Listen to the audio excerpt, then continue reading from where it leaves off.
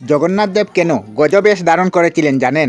একবার মহারাষ্ট্রের এক ব্রাহ্মণ নাম গণভট্ট ভাবলেন পুরীতে পরম ব্রহ্ম বাস করেন, তিনি তার দর্শন করার জন্য পুরীতে যাবেন। তিনি যেদিন পুরীতে যান সেদিন ছিল স্নান পূর্ণিমা। তখন স্নানের শেষে শৃঙ্গার বেশে বেদিতে তোলা হয়েছে। গণপতি ভট্ট খুব আগ্রহ নিয়ে বিগ্রহ দর্শনে গেলেন, কিন্তু এ কি হয়, শ্রী গণেশ এখানে কোথায়? তিনি তার প্রাণনাথের দর্শন পেলেন কই? যেহেতু গণপতি ভট্ট পার্বতীনন্দন শ্রী গণেশকে পরম ব্রহ্ম মনে করেন, তিনি শ্রী গণেশের দর্শন না করতে পেরে মনের দুঃখে ফিরে যাওয়ার সিদ্ধান্ত নেন। গণপতি ভট্টকে এভাবে দুঃখিত দেখে স্বয়ং জগন্নাথ দেব গজবেশ ধারণ করলেন।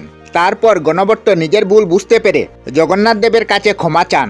এরপর দৈববাণী শুনতে পান, গণপতি তোমার ভক্তি শুদ্ধ, তাই তো তুমি আমার দর্শন পেয়েছ। তার ভক্তি আর আস্থা যুগ যুগ ধরে স্মরণ করা হবে। এই পূর্ণতিথিতে স্নান সমারোহের পর আমার ভক্তরা আমাকে গজরূপে দর্শন করবে। এই মহান কথা স্মরণ করে স্নান পূর্ণিমার দিন প্রহরে জগন্নাথ দেবকে গণবেশে সাজানো হয়। জয় জগন্নাথ দেবের জয়।